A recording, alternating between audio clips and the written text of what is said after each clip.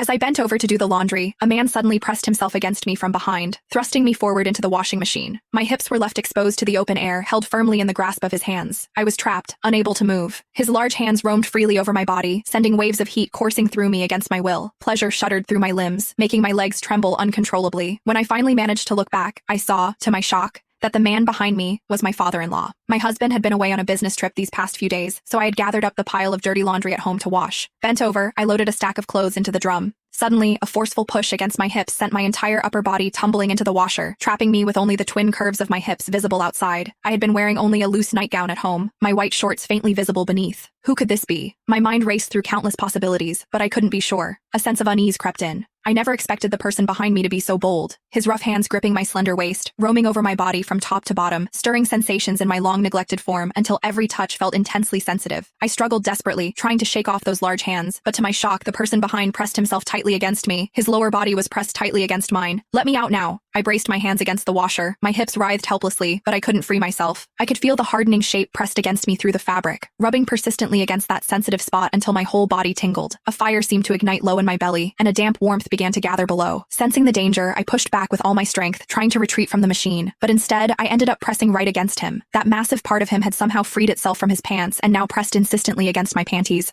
poised and ready. My backward movement seemed to catch him off guard, and he thrust forward instinctively.